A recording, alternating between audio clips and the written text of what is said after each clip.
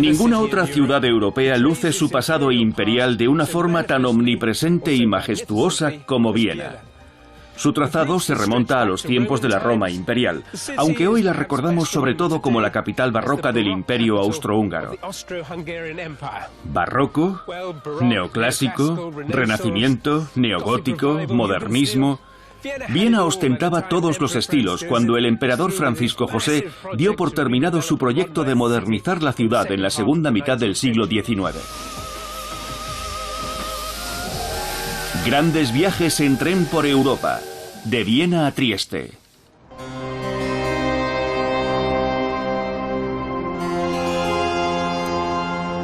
El viaje en tren que me dispongo a emprender y que me llevará de Viena, en Austria, a Trieste, en Italia, formaba parte del gran plan maestro de Francisco José para recalibrar las infraestructuras de su imperio, y comenzó en el año de su sucesión, en 1848. Mi viaje comienza en Viena, la antigua y a la vez moderna capital de Austria. Primero me dirigiré a Semmering, y luego haré una breve parada en Mürzuschlag para asistir a un festival de lo más vaporoso. A continuación cruzaré la frontera con Italia pasando por la ciudad de Udine antes de llegar a mi destino final, Trieste, en la costa del mar Adriático.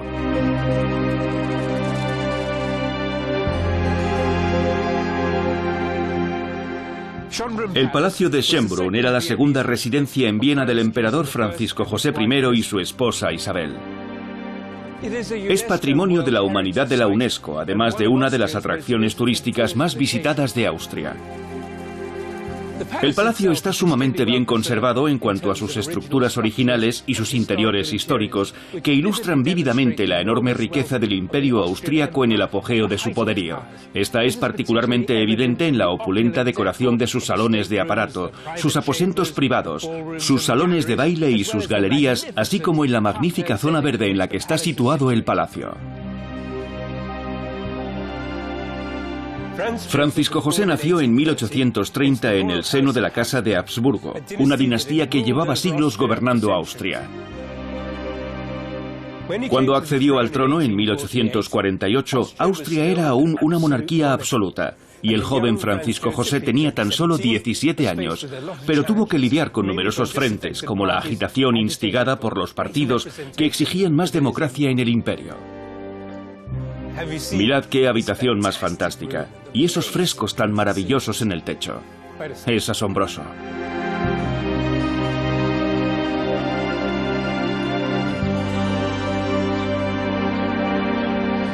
¿Y qué me decís de esto? El Palacio de Schönbrunn es probablemente el único lugar de Europa donde por un precio moderado se pueden seguir los pasos del emperador y dormir en sus aposentos reales por la noche. La suite Schönbrunn, que comprende los apartamentos privados de la que era la nieta favorita del emperador Francisco José, están hoy disponibles. El paquete va con mayordomo incluido. ¿Me vas a arropar esta noche?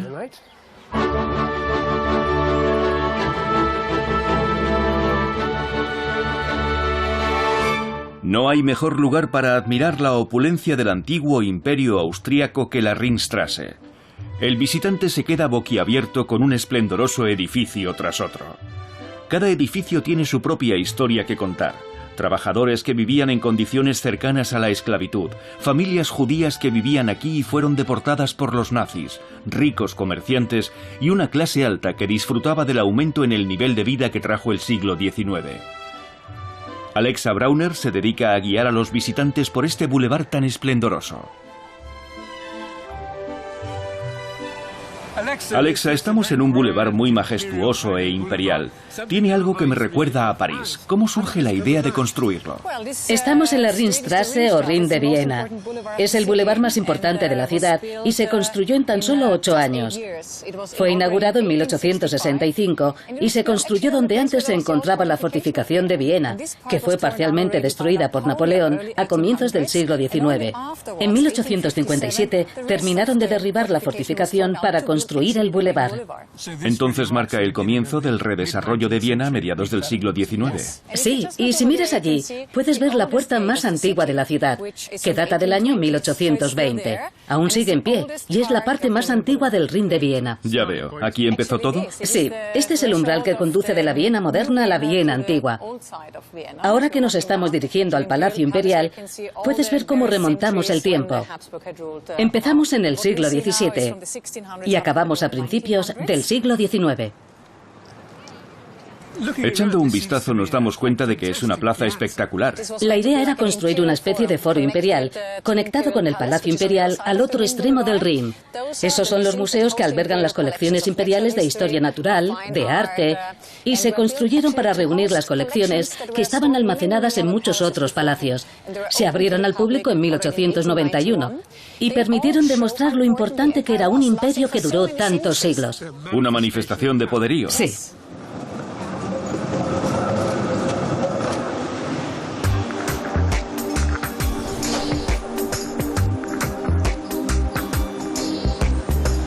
Hay un fabuloso sistema de tranvías circulando en la Ringstrasse que se inauguró en 1865.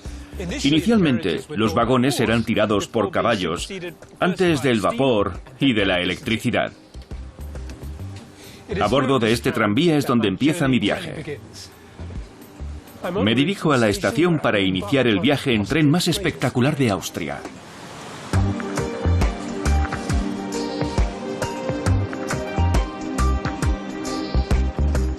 1848 fue un año de agitación política y social en toda Europa.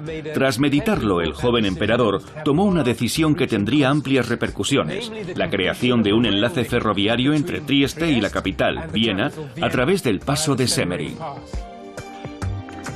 Ya existía una línea de tren entre Trieste y los Alpes que partía de Murtzouslach en un sentido y unía Viena y la ciudad de montaña de Gloggnitz en el otro sentido. La idea era enlazarlas y así abrir al mar el corazón del imperio. Había otro motivo para emprender tan asombroso proyecto de ingeniería civil. El ingenioso plan de Francisco José tenía su origen en las medidas de excepción tomadas para pacificar la volátil situación política que atravesaba Viena. Cuando accedió al trono, las tensiones aumentaban en todo el imperio, y Francisco José trasladó a 20.000 parados y trabajadores descontentos y los reubicó junto a sus familias en las montañas, donde dejaron de ser un problema.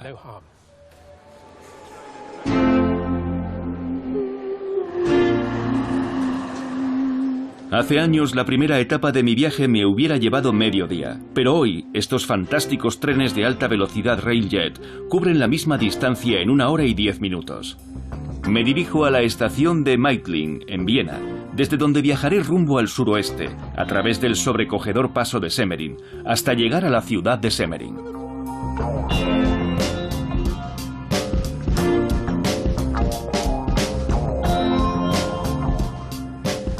La primera media hora de mi viaje me ha llevado por una enorme extensión de campos de trigo salpicados de amapolas. Muy Claude Monet todo. Pero ahora están empezando a rodearnos los árboles y puedo ver las montañas a lo lejos.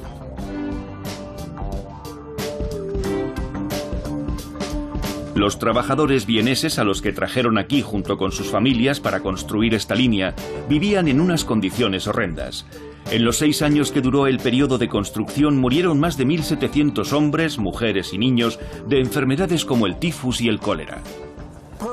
Al atravesar este paisaje cada vez más inhóspito, a uno le cuesta imaginar que este ferrocarril fuese construido por unos albañiles expulsados del centro de la ciudad y reasentados en las montañas, empleando poco más que picos, palas y unos barriles de pólvora.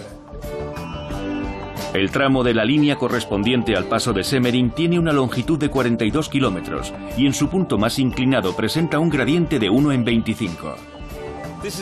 Llegamos a Semmering, en la montaña. A partir de aquí todo es cuesta abajo hasta Italia. El hombre encargado de emprender tan colosal proyecto fue Carl von Gega, un ingeniero italiano de Venecia. Antes de ponerse manos a la obra en el paso de Semmering, estudió los ferrocarriles de Inglaterra y el resto de Europa y viajó a Estados Unidos para averiguar cómo habían abordado ellos el proyecto de construcción de su ferrocarril transcontinental. Después Gega pasó varios años aquí en las montañas, estudiando la topografía local, antes de trazar por fin su ruta.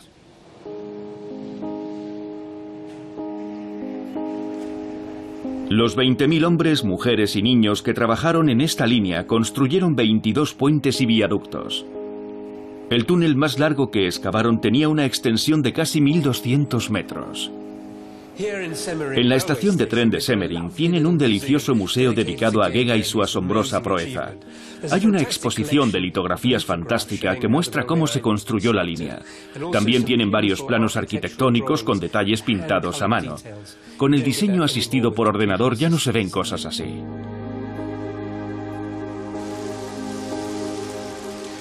Mientras subía hasta aquí pensaba en las maquetas de trenes que tenía de niño. Y aquí están. Fantástico. Semmering es el nombre del paso y de la ciudad situada en lo alto, a más de 910 metros de altitud. La he llamado ciudad, aunque con su población de 607 habitantes no es precisamente una metrópolis. Con el nuevo enlace ferroviario directo a la capital, el aislado asentamiento de Semmering se convirtió de un día para otro en el lugar de recreo favorito de la alta sociedad vienesa de finales de siglo. Aristócratas, funcionarios imperiales, intelectuales, en fin, la jet set de entonces venía a disfrutar de las fabulosas vistas, del aire puro y de los ricos y variados placeres que brinda la compañía de los demás.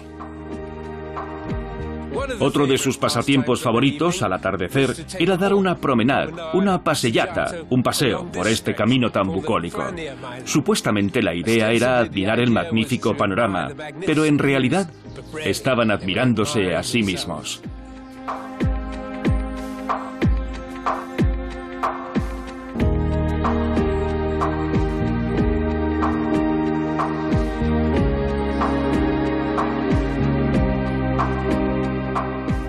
La historiadora local Kerstin Ogris me habla de la vida en Semmering en el siglo XIX.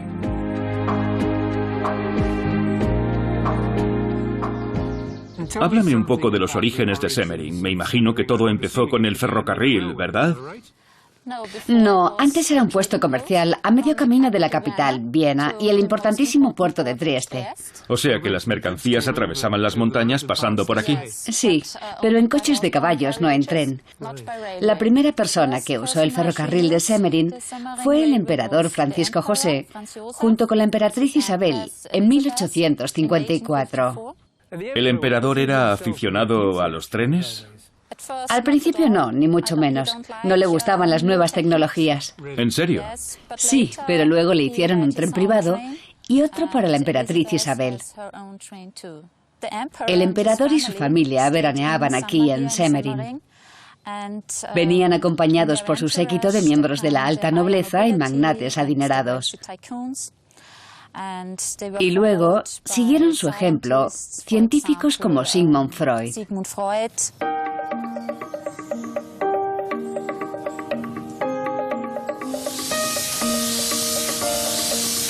Todos los años la comunidad de Semmering reconoce la importancia histórica del ferrocarril celebrando el Festival del Vapor. Para ir allí me embarcaré en uno de estos anticuados trenes. Debo decir que estoy muy emocionado. El Festival Anual del Vapor se celebra en Mürzuschlag, a tan solo 16 kilómetros y una parada de Semmering.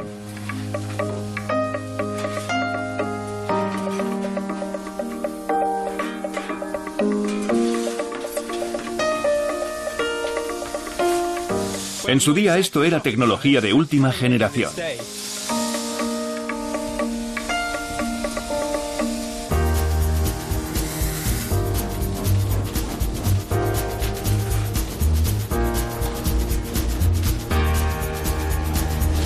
Antiguamente todos los niños soñaban con ser maquinistas. Ahora entiendo por qué.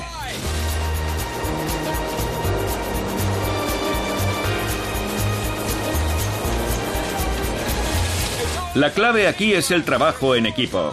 Hay 4 hombres, el maquinista, el que abre la caldera, el fogonero y otro que se dedica a leer las señales. Es el vigía.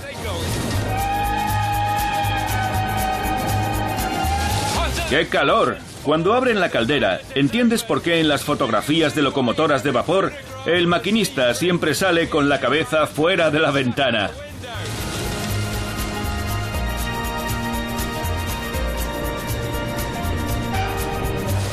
Es sumamente emocionante.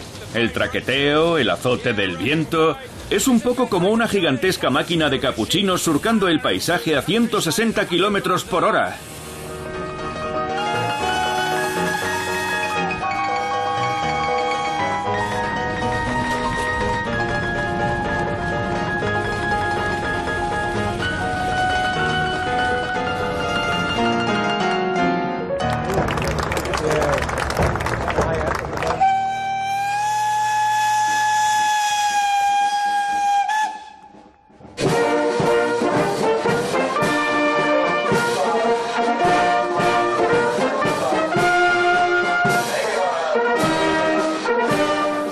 Este sí que ha sido un viaje inolvidable.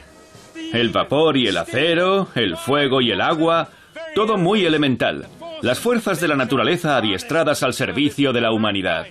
¿Estoy gritando? Ahí dentro se vuelve uno sordo.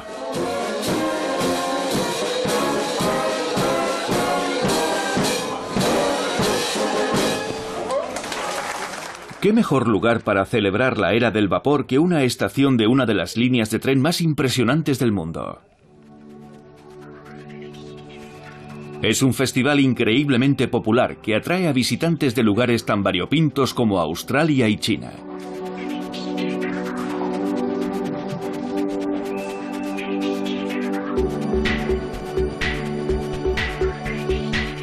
Dejo atrás el festival de Murtschuslag y prosigo mi viaje.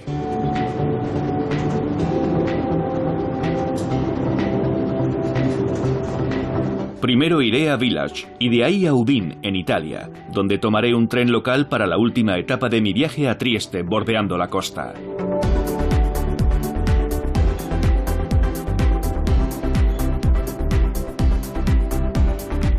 La conexión ferroviaria de Viena con el mar se hizo realidad en 1854, transformando el imperio en muchos aspectos importantes. Trieste, que había sido un puerto franco desde principios del siglo XVIII, era ahora un puerto por el que pasaban las mercancías en su tránsito hacia otro destino, ya fuese el cristal de Bohemia, encargado por los industriales nuevos ricos de Chicago, o las alfombras persas destinadas a los mercadores de Múnich. Y todas esas mercancías pasaban por esta línea. Esta etapa de mi viaje de Murtschuslag a Trieste me lleva cerca de 6 horas y cuarto. Los espectaculares paisajes no paran de cambiar a lo largo de nuestro descenso, según dejamos atrás las montañas y los lagos de los Alpes austríacos. Una vez emergemos de la cara sur de la montaña, los cambios en el paisaje se hacen palpables, se vuelve mucho más seco y mediterráneo, evidentemente. Y la arquitectura también se transforma. Las casas lucen tejados de terracota.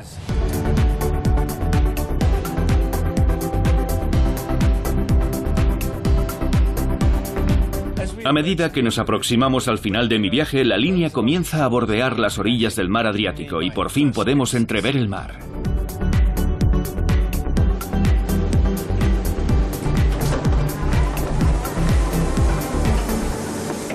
Me he apeado a las afueras de Trieste, en una pequeña estación llamada Castello Miramare.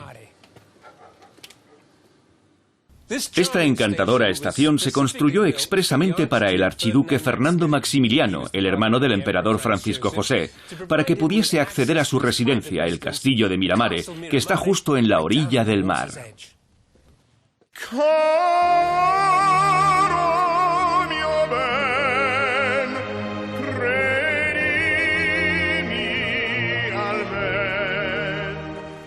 El castillo de Miramare era la residencia costera de Maximiliano y su esposa Charlotte, situada en una hermosa finca de unos 200.000 metros cuadrados. La idea era disponer a la vez de un lugar de recreo y una especie de lugar de retiro espiritual, lejos de la banalidad de la vida de corte. Construido en 1856, solo un par de años después de que se finalizara el ferrocarril, El castillo fue diseñado por el ingeniero austríaco Karl Juncker y es un pequeño castillo en miniatura, o al menos intenta emular a los castillos imaginados por los románticos del siglo XIX. Un palacete gótico en las orillas del Adriático. Es una mezcolanza extraordinaria de distintos estilos arquitectónicos. Tiene un toque de cabaña de cazador bávaro con sus armaduras y sus cuernos de ciervo en las paredes. Arriba es más como un castillo, con su sala del trono y su maravilloso techo. Como residencia de playa es una pasada. La gente que veranea en Malibú no tiene ni idea.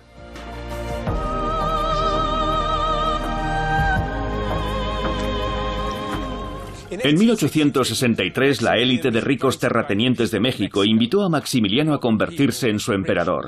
No querían que México se convirtiese en una república, pues podrían perder sus fortunas, y se pusieron a buscar al candidato adecuado entre las dinastías más prestigiosas de Europa. Una familia católica, por supuesto. Maximiliano solo era unos años más joven que su hermano Francisco José, así que era poco probable que acabara siendo emperador de Austria.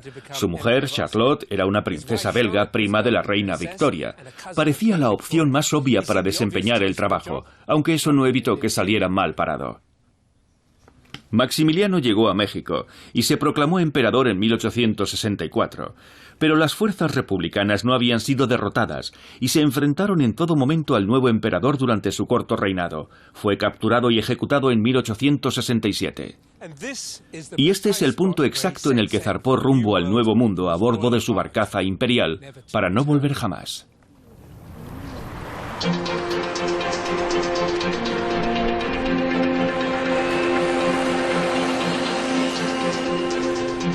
Trieste es ciertamente una ciudad preciosa. Y debo confesar que no esperaba encontrarme con un lugar tan esplendoroso. La razón del éxito de Trieste es una cuestión de oportunidad, ya que terminó de construirse el enlace ferroviario coincidiendo con la apertura del Canal de Suez en 1859. A raíz de ello, Trieste se convirtió en una especie de cámara de compensación para los intercambios comerciales entre Europa y Asia.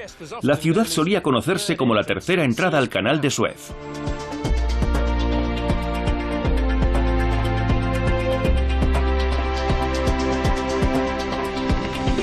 La ciudad prosperó considerablemente. Se construyeron nuevas instalaciones portuarias y banqueros, comerciantes, financieros, aseguradoras, compañías navieras y armadores acudieron en masa a hacer negocios.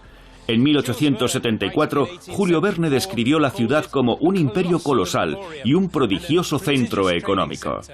Karl Marx fue un poco menos halagüeño. Tildó a sus habitantes de atajo de especuladores.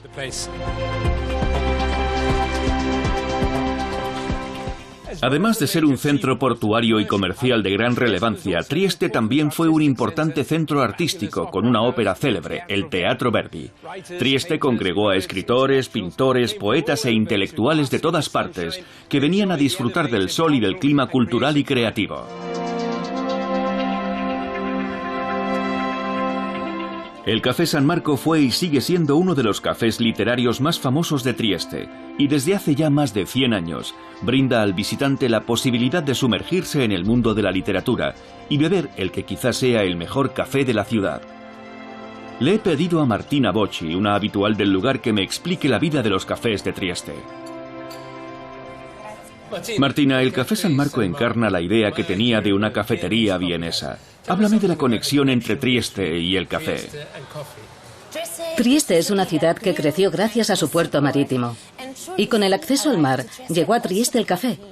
En Trieste teníamos muchas compañías de comercio, cuyo principal negocio era el café. Así que siempre hemos tenido el mejor café. ¿El Café San Marco también era un punto de encuentro para intelectuales, escritores y poetas? El escritor irlandés James Joyce escribió aquí Dublinés. Y comenzó aquí su obra maestra, el Ulises. ¿Ah, sí?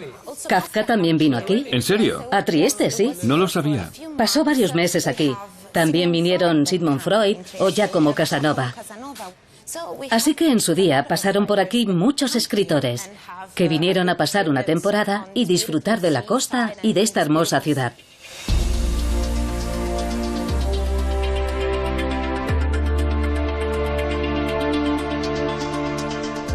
Trieste, Última parada de este viaje desde el corazón de la capital del Imperio Austrohúngaro al borde del mar Adriático. Trieste desempeñó un papel clave en la vida del imperio.